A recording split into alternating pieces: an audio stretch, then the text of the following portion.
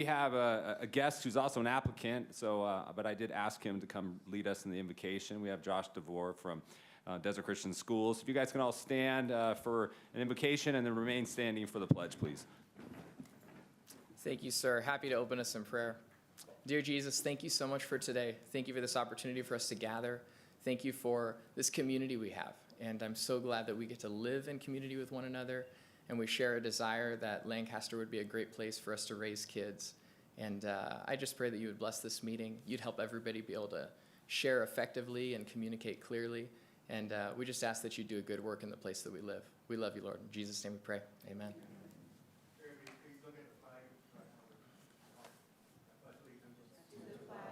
Of the United States of America, and to the republic for which it stands, one nation, under God, indivisible, with liberty and justice for all.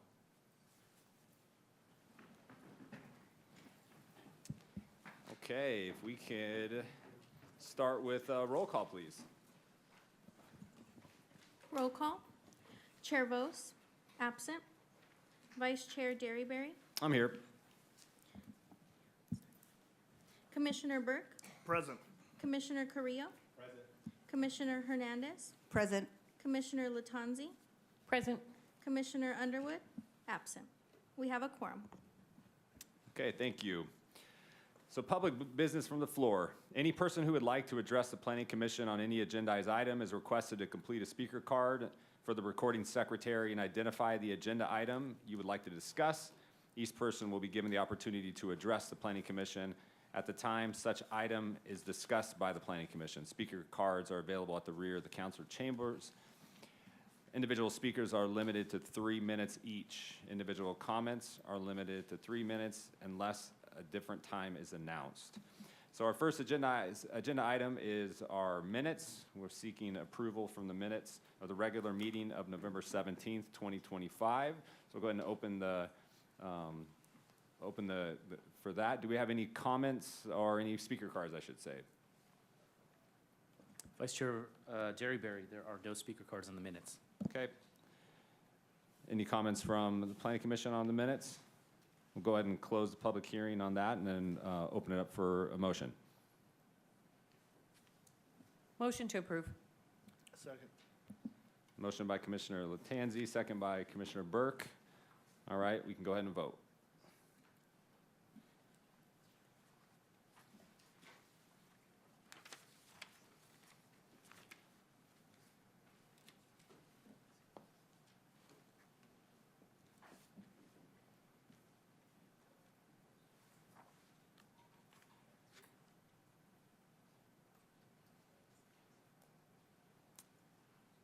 I used to sit in that seat. Sometimes that one gets a little loose.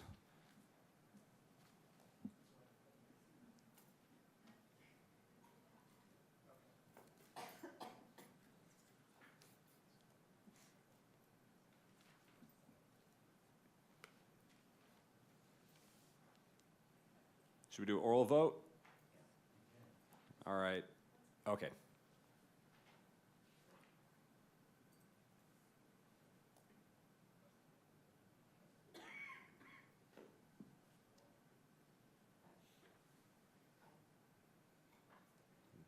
There it is.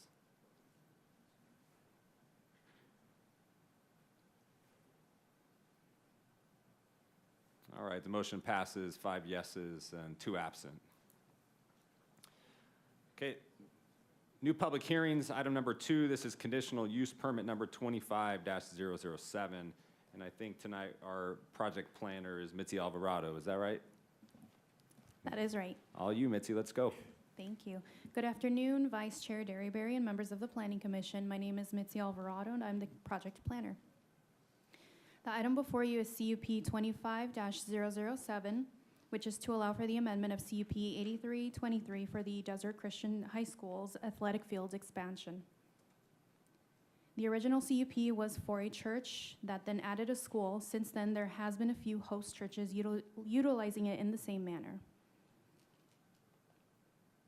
The proposed project is located at 44514 20th Street West and is zoned residential, including R7000, MDR, HDR, and commercial.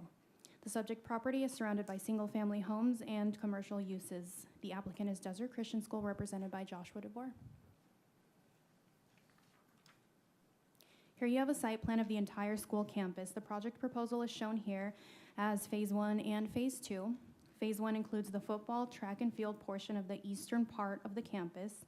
This field would be utilized for the school soccer program as well, and a new grandstand will also be installed to fit approximately 200 to 400 people on the home side of the field only. New landscape, hardscape, and a fire department turnaround will be included, as well as a 6-foot wall, CMU block wall, at the eastern property line adjacent to Camelin Lane, which would replace an existing chain link fence. The football field would be more directly accessed through the existing south driveway on 20th Street West. Phase 2 would include the construction of the baseball field, a new snack bar restroom building in that north, more westerly portion of the site, and 48 new parking spaces adjacent to the 20th Street West parking lot. Access to the baseball field would be more directly accessed via the 2 north driveways on 20th Street West. It is also important to note that there are no new access points as a part of this project proposal. The project is exempt under CEQA per Class 14, minor additions to schools, Class 32, infill exemption, and Class 4, minor alterations to land. Noticing for public hearing was mailed to all owners and occupants within a 500-foot radius and posted on the subject property in compliance with the Lancaster Municipal Code. With that, staff recommends Planning Commission adopt Resolution 2521 approving conditional use permit 25-007 to amend CUP 8323 and allow for the expansion of the athletic fields within an existing campus located at 44514 20th Street West, and finding the project categorically exempt under CEQA. This concludes staff's presentation. Myself and the applicant are available for any questions you may have.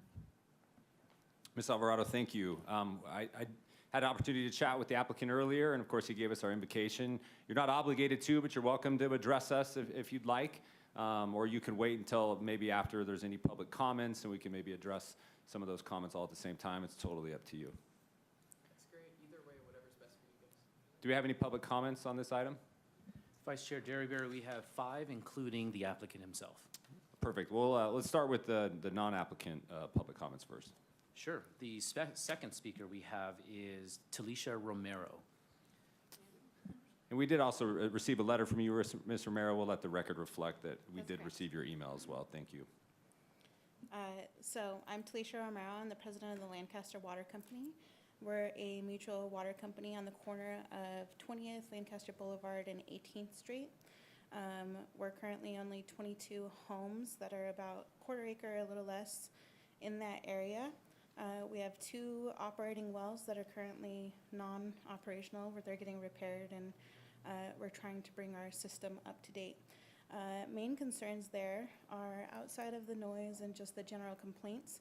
There are no fire hydrants or safety precautions taken in our specific area, since we are directly adjacent to the fields. And in addition to that, the water main on 20th Street West ends right at the Desert Christian property line. So that corner from 20th Street West to Lancaster Boulevard, there's no water or fire hydrants on our side of the street. On the other side of the street, you'll find them, same with on 18th Street West. There's no fire hydrants on that side of the area at all. They're all on the newer side, which is, I'm not sure how old that area is. But we just request that you guys take a look at the infrastructure. Maybe we were promised a long time ago to also have the power lines buried. I know it's a SoCal Edison kind of thing, but I do know that they work with the county and the city directly to approve plans. So we just request that you guys take a look at that. In addition, we're just asking for additional safety precautions, maybe increasing the size of the wall, you know, that separates all of us from the fields. And then just considering like drainage, lights, any other like sound equipment, and then obviously scheduling of the events. Right now, before the church actually turned into school, they would have some big events, mostly on holidays, an Easter egg hunt. I believe they do something around Christmas and all of that. So the noise levels have been we realize that they're there, but for a majority of the time it's quiet. Now that they do practice outside, which I'm all for athletics and football, but there's a significant change in our neighborhood. So just taking extra consideration to the points made in the email and to see if we can add just some enforcement points that allow for future growth and just different things to be recognized as if the permit is approved and the field is built and all of that good stuff. That's it. Okay, thank you for your comments. The next speaker is Joyce Curran, followed by Art Curran.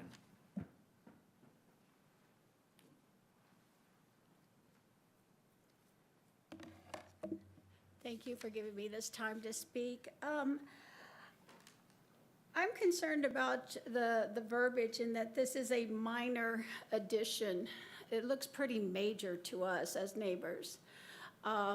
We have been in this neighborhood, my husband and I have owned our home for 22 years. We have an empty lot and the lot where our residence is. And we have had to put up with lots of people jumping the walls, urinating on the walls, all sorts of hopping of the walls, meeting into our empty lot and then over into the church, going both ways. It is frustrating because that sets off our dogs. It is frustrating and this is only going to continue if we don't either build a better adequate fence. The block wall is old. It's been there since 1940. It's got lots of cracks in it. I was talking to Joshua earlier, and I'm telling him our concerns.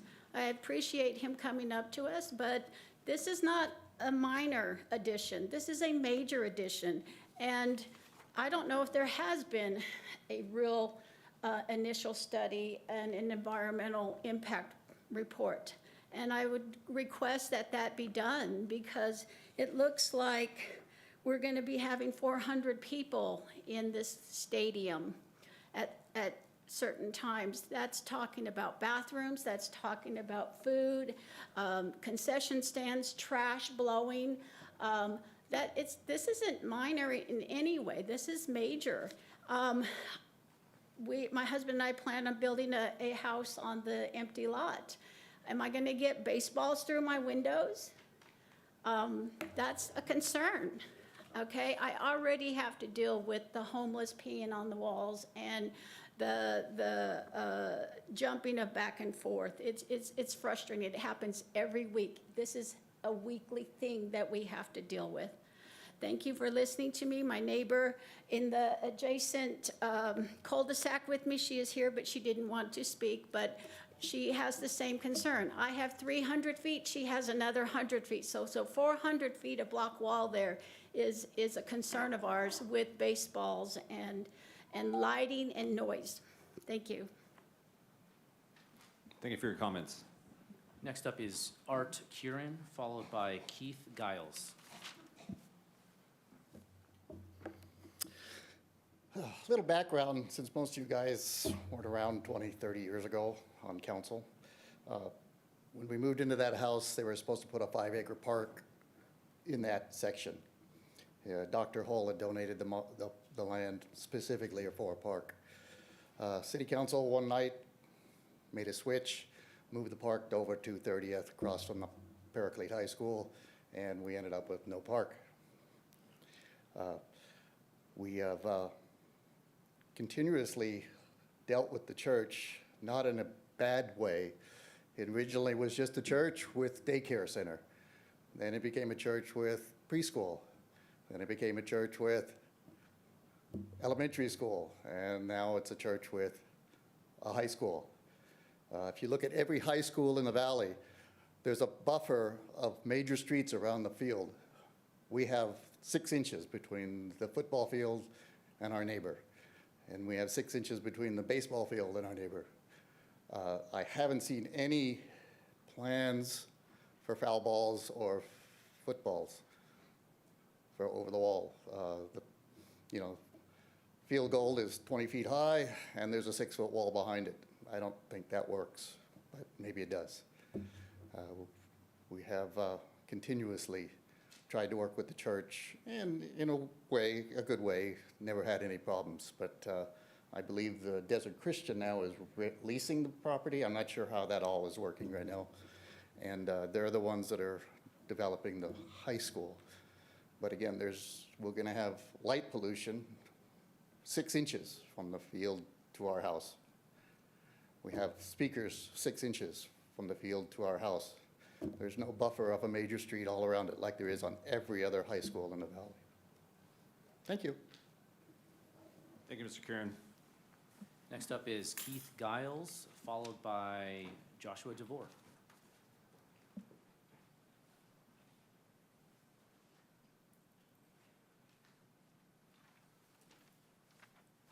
Hello, my name is Keith Giles. Thank you for having me. I've been going to this church since 1980, so long time. I've been on the church board off and on during that time. I've also lived in Lancaster for 50-plus years. Went to school and local schools, and currently I have a couple of children that go to Desert Christian High School. So to me, I've seen this property morph into different things, but I'm excited to see something that we can use for our children in the future. This is just basically a lot with weeds that we have to abate. So I'm looking forward to having it being converted into something that we can use and the community can be proud of, and that school can get a lot of use out of. And I'm for it. Like I said, I've been in the community a long time. I serve on the school board. I serve as a reserve deputy.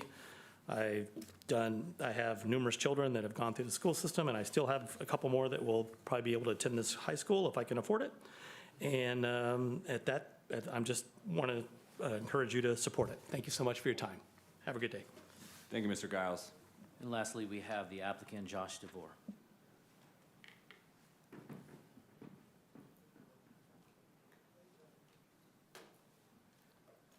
Welcome again.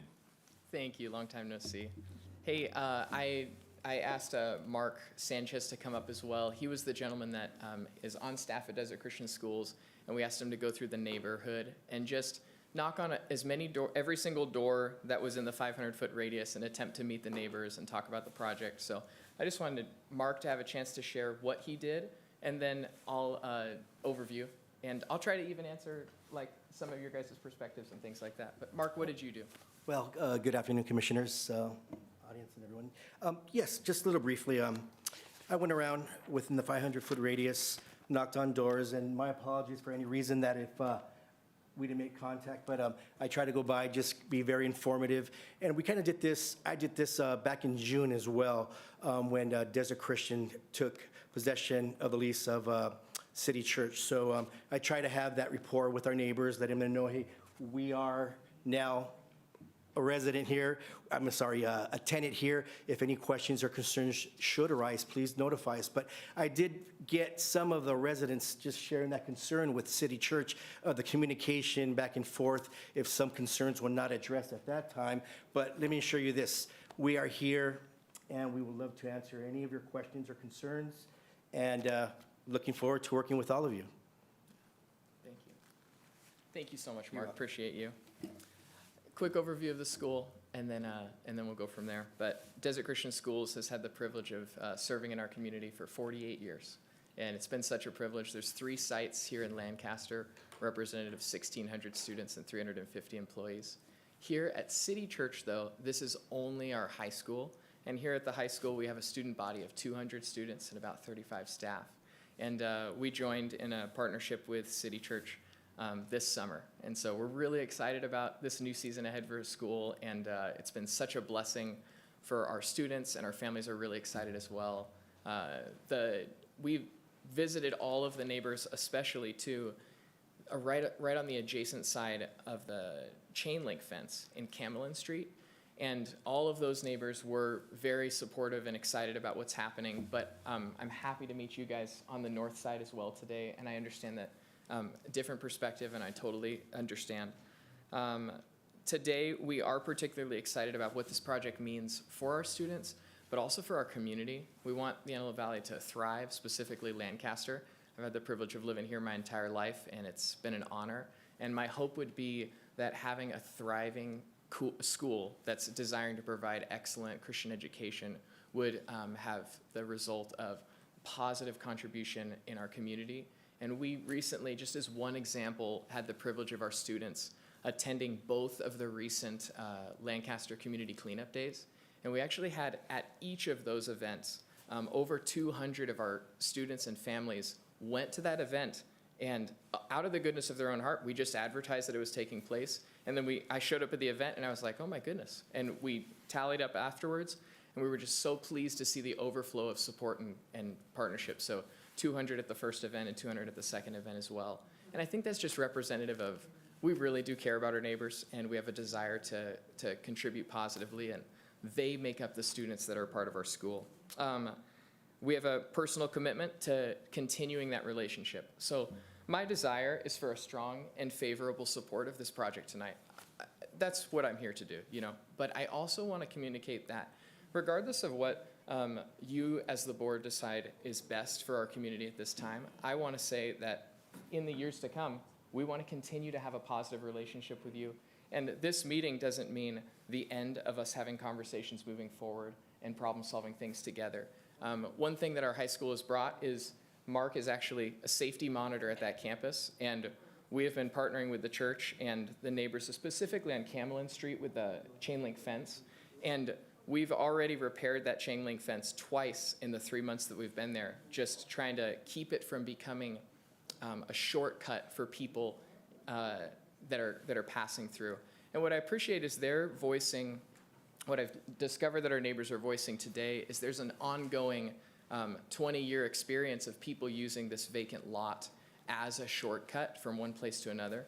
My hope would be, as we have our safety team there, as we develop this property, I think that it will become less of a shortcut because it will have more eyes and hopefully become less of that, because we would like that too. We share that desire and that interest.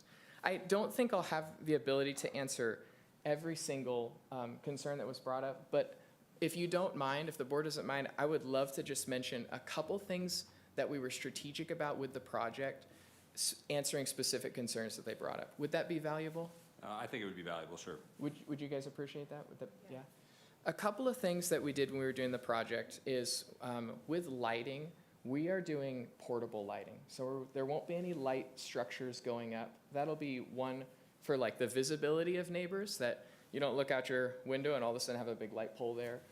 It also puts us in a position where if we're going to pay for, you know, portable lighting to come in, it limits the number of evening events that we would even want to do from a budgeting standpoint. We want to, those would come in, we'd put them up, they would go down, and then there would be that. So that was part of our desire too, that it didn't have a stadium feel. It has more of a neighborhood, or a community, a local community high school feel. We're not here to be like a UCLA football stadium or something like that.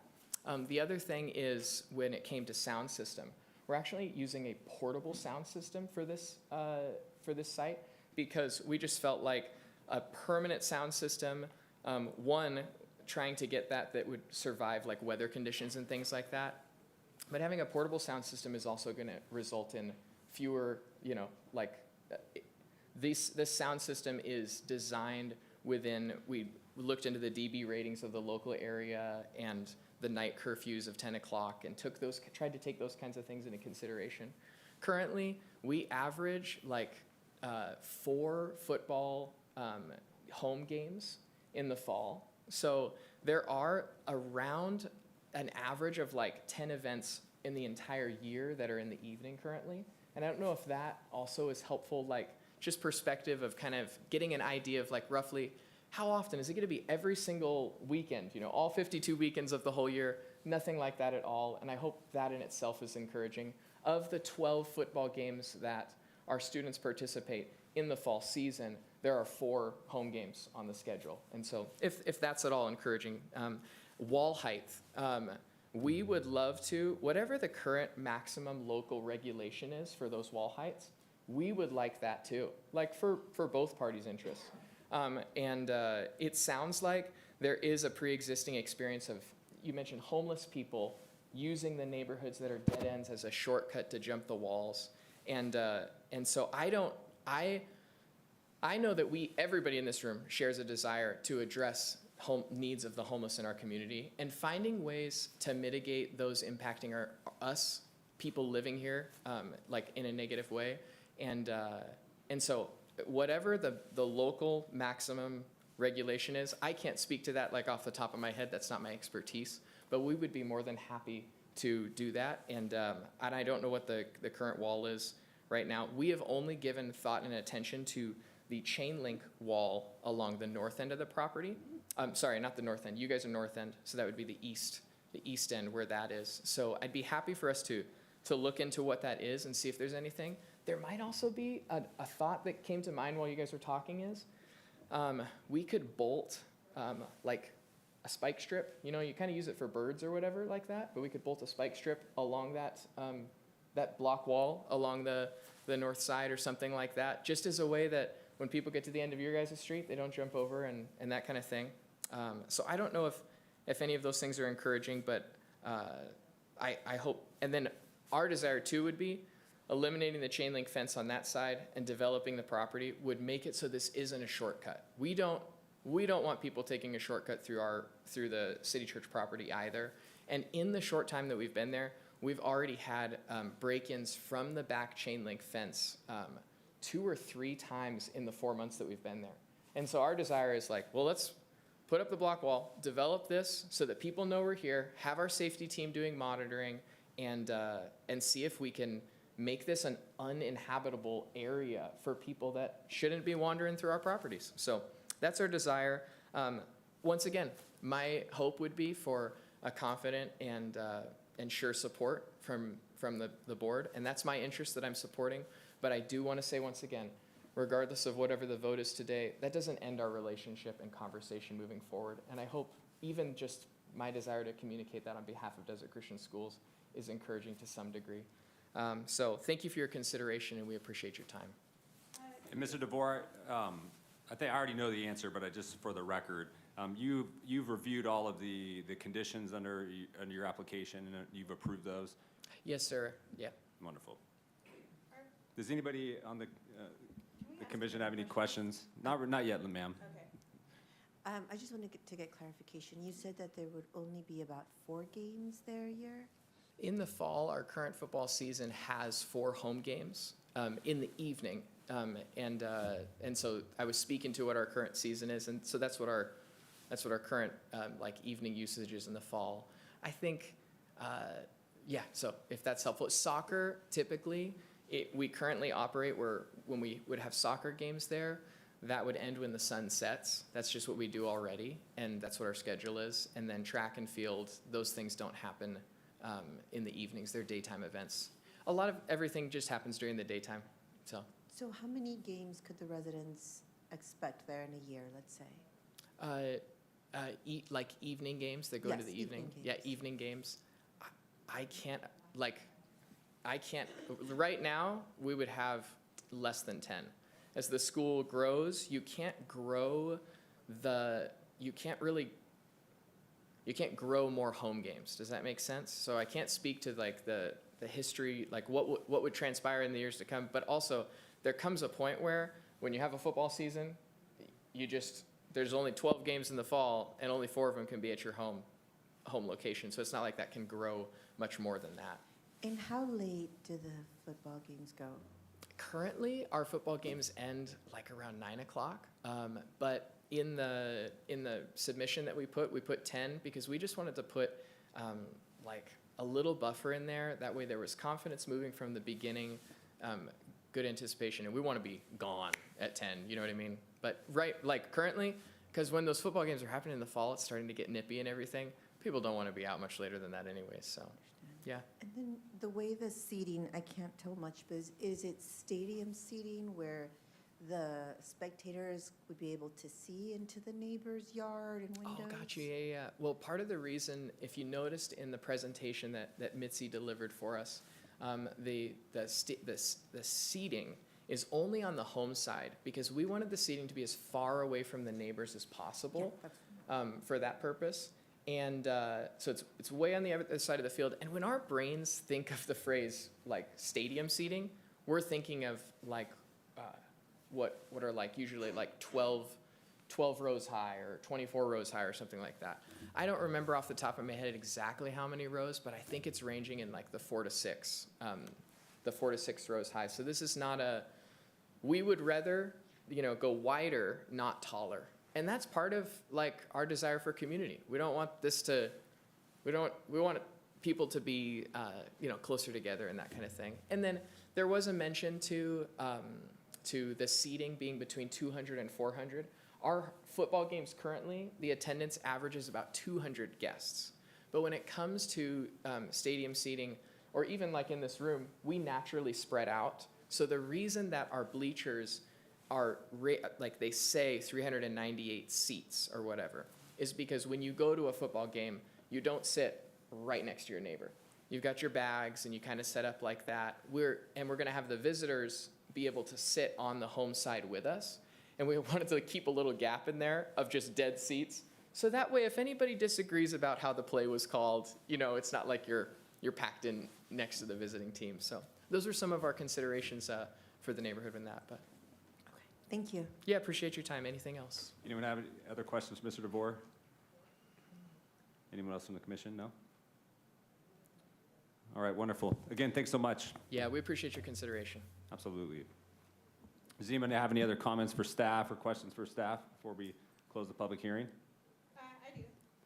Man, I'm sorry, I've never done this. no, it's okay, it's okay. If you have questions for the applicant, I welcome you to chat with them after the public hearing.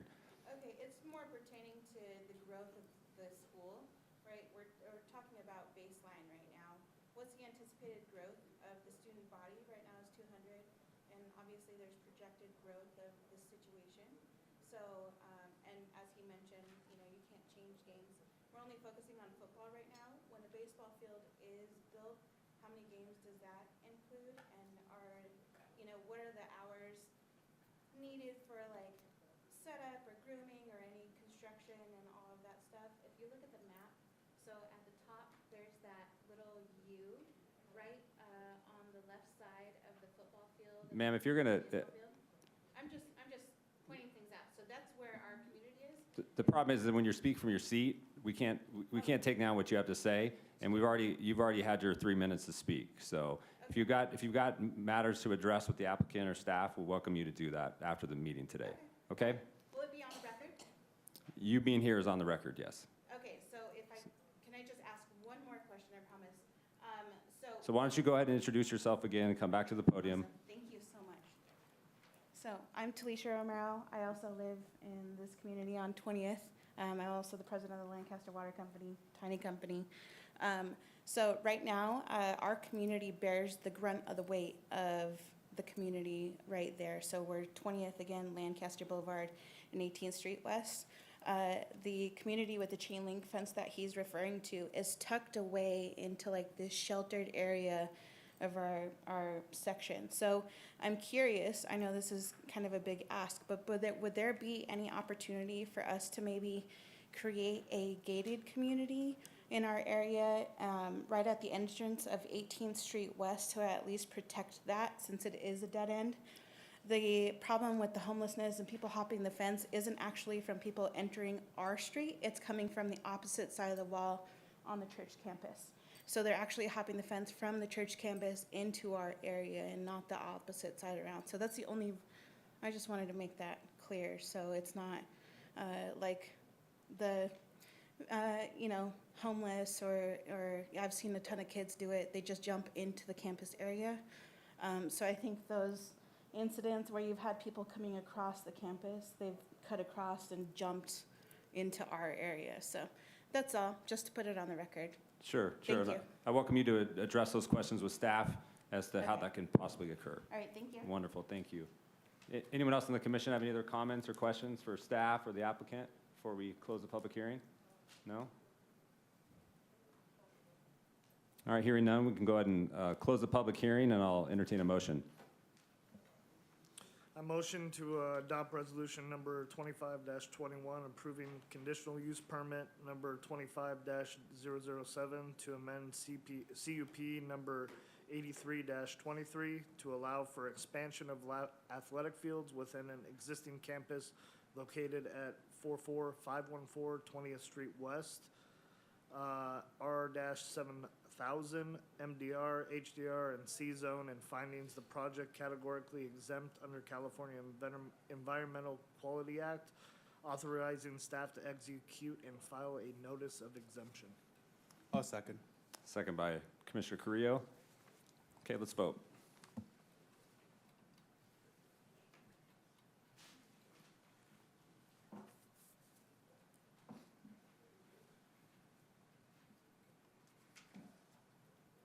All right, the motion carries 5-0 with 2 members absent. Good luck, school. We're excited for Desert Christian over there. It's going to be great to see that field completed. Thank you for your time. It's great for the community. Thank you.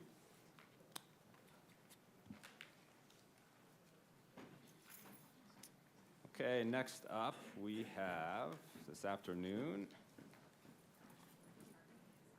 We've got our open space element and conservation element update, and I think that one's coming from Jocelyn Swain and Shannon Edwin, correct?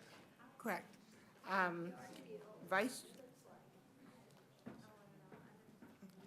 Chair Derryberry and members of the commission, this afternoon I will be providing an overview of the draft open space and conservation elements. The California legislature passed Senate Bill 1425 regarding open space elements and Assembly Bill 1889 regarding conservation elements in 2022 and 2024 respectively. Senate Bill 1425 requires cities and counties to update their open space elements to address equitable access to open space, climate resiliency in coordination with the safety element, and to identify rewilding opportunities. Assembly Bill 1889 requires conservation elements to address impacts of development on wildlife movement and habitat connectivity, and to identify connectivity areas, permeability, and natural landscapes. The city's plan for active living and the plan for the natural environment act as the existing open space and conservation elements. The draft open space and conservation elements rename the existing elements and incorporate the required analysis and policies to be in compliance with state law.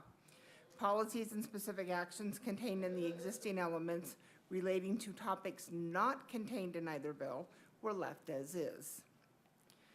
An appendix to the open space element contains the required analysis for citywide and disadvantaged communities' park access, analysis of extreme heat events, and impacts of drought, flooding, and wildfire. This analysis utilized information contained within the recently adopted environmental justice and safety elements and are reflected in the updated policies contained in the draft element. The draft open space element contains new and revised policies and specific actions to encourage more parks and open space, ensure the amenities provided address the needs of all age groups, provide for more shade and cooling in parks, and enhance public safety. For policies and specific actions that were copied from other elements, the cross-reference is provided in the text. Many of the policies and specific actions reflect changes that the city has already been incorporating into our parks and park programs. As can be seen from this slide, parks are being upgraded with inclusive playground equipment, such as at Raleigh-Duntley and Mariposa, shown on the top of the slide, fitness equipment, sports courts, upgraded ADA access, and parking lot lighting. Improved safety features have also been installed at many of the city's park and ride facilities. The Prime Desert Woodland Preserve hosts the Senior Walking Club every Wednesday and has a new mural honoring Elise Clifford, who donated the property for the Prime Desert Woodland Preserve. The conservation element also contains a new appendix which addresses wildlife connectivity, including existing biological resources and areas of high value which could support wildlife movements. As shown on this slide, the darker the red color, the higher the biological value of the area. The conservation element includes most of the new and revised policies and specific actions. Some of the new policies document conservation efforts that the city is already doing, while others were included specifically to address the requirements of the Assembly Bill and future endeavors that the city is considering. These include obtaining Joshua Tree delegation agreements with the California Department of Fish and Wildlife, modifications to standards with respect to lighting and fencing, exploring the development of a habitat conservation plan specific to Lancaster, and evaluating roadways to allow for better wildlife crossings. Some of the conservation efforts that the city is already doing include the purchase of conservation property through the biological impact fee to date, which is approximately 1,000 acres that have been acquired, counting and mapping the Joshua trees within the city limits.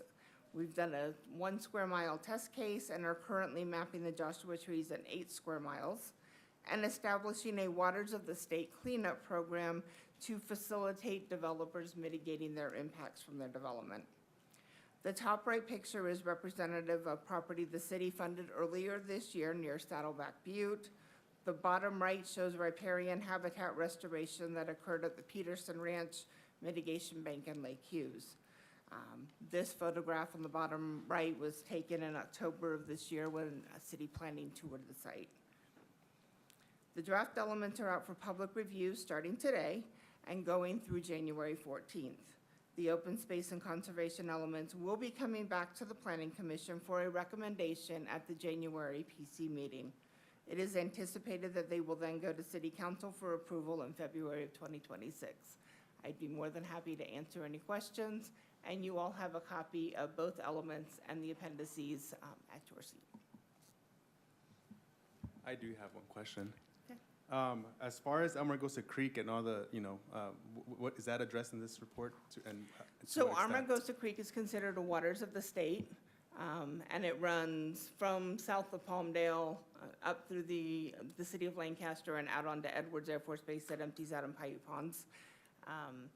It's not specifically addressed as Amargosa Creek. It is Waters of the State and riparian habitat is addressed in the conservation element. The program that was adopted earlier this year allows developers to pay for cleanup of those types of drainages as part of their mitigation for impacts on their development sites, and both CDFW and the regional board accepted that. And so my follow-up question would be, in the past I've done projects that have had to contribute into that budget. Mm-hmm. When is that money triggered to actually, clean up? For example, the area I'm thinking of right now would be J and 20th. So I think you're thinking of two different things. The biological impact fee gets paid on all development projects, all properties that haven't been developed previously. That's $770 an acre, and that's what the city uses to acquire conservation property. So that's the 1,000 acres that the city has acquired to date. The program I'm talking about with cleanup is if you have a development and you end up with a mitigation measure that requires you to get a stream bed alteration agreement, say from CDFW, they're gonna add mitigation measures to that permit they issue you. And Public Works worked with another developer to establish a city policy or program that allows them to pay for cleanup, and that counts towards their mitigation that the state conditions them for the receipt of the stream bed alteration agreement. You're welcome. Leave it to the state to give you some job security, right? You got to keep working on all these elements, updating them. Anyone else have any specific questions for staff on this before? So we're going to consider these for recommendation for approval to the council next meeting. Is that correct? That is correct. So today's just kind of priming the pump, get us ready for what's going to come next meeting, and give us an opportunity to review these. Correct. So this is just kind of an overview of why we had to do it, so that you know what you're looking at. If anybody has questions or comments on what they're reading, you can provide those directly to Shannon or myself, and we'll take all comments we receive into consideration, tweak the elements if needed, and then bring them back to you in January for a recommendation. Wonderful. Do we have any public comments on this item? Vice Chair Derryberry, no, we do not have any more speakers. Okay, wonderful. We'll look forward to the concluding presentation next meeting in January.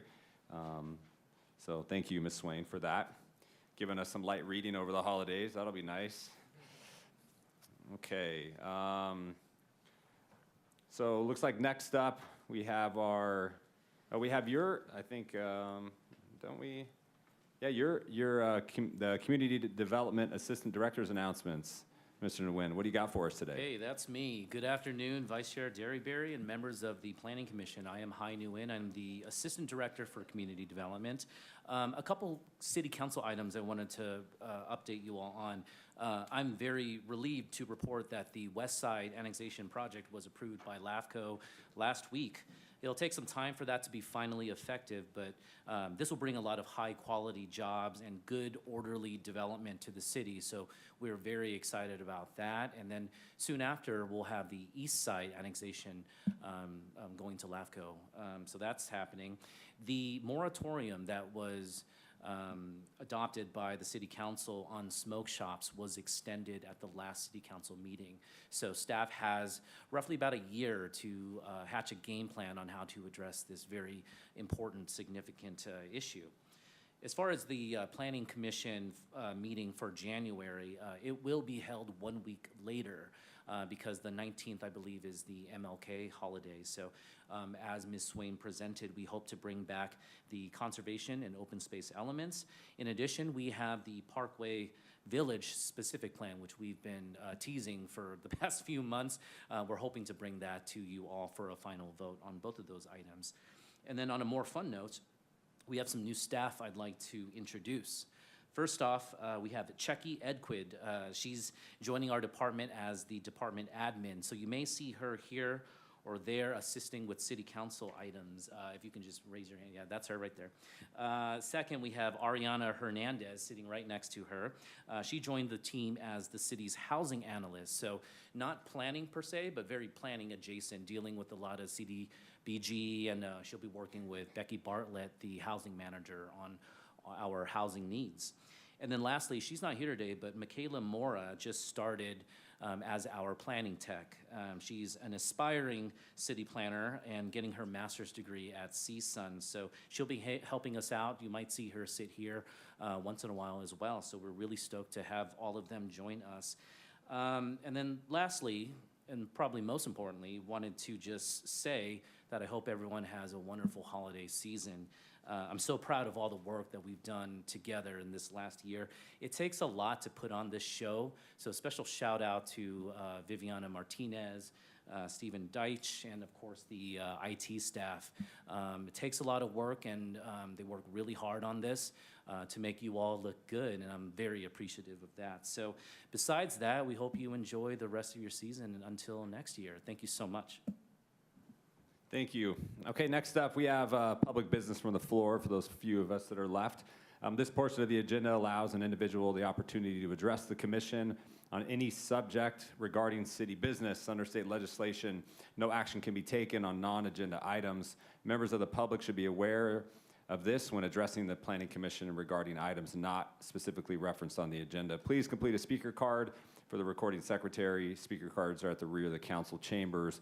Individual speakers are limited to 3 minutes each. Do we have any speakers on non-agendized items Vice today? Chair, we do not have any speakers. Okay. Commission, anyone have any comments for staff or anyone else today before we adjourn? I just wanted to say thank you for welcoming me this year. Thank you for all your help, support, answering all my questions, and thank you to the other commissioners. I hope you all have a very Merry Christmas, Happy Holidays, and a Happy New Year. Thank you. I was going in that same vein. Thank you guys for welcoming us. There were 3 of us that came on in August, and you guys worked furiously to bring us up to speed with what was going on in the city and have been a huge source of support as we learn to navigate these commission positions, so I appreciate that. I live in the neighborhood that directly adjoins Antelope Valley College, so I do understand when people bring complaint or bring concerns to us about noise from football games or lighting, because every Friday night during the football season, we can hear the football games going on at AV College, and they do a lot because they host Paraclete High School, and so it is pretty much every Friday night. And when we first moved there, it was a little bit of a shock to the system, but I'll tell you, we actually enjoy listening to the football games from the college now. It's kind of entertaining, and we're happy that so many people in our community come out to support not just the college football teams, but also youth sports in our community. It's a pretty big deal. And so I really applaud the church for being able to reach out to their neighbors and understanding the importance of being good partners in our community. And I was really happy to hear everything that you guys had to say. But I did want to add that because I also do understand the neighbors' concerns, and I'm pretty confident that the church is going to work closely with them to address all those issues. City staff, happy holidays. So happy with you guys. You guys work so hard, and we get to see it behind the scenes. I wish the public got to see more of what you guys do, but you guys are really, really heroes here. So thank you guys so much for always being so supportive, and I'm glad to be here.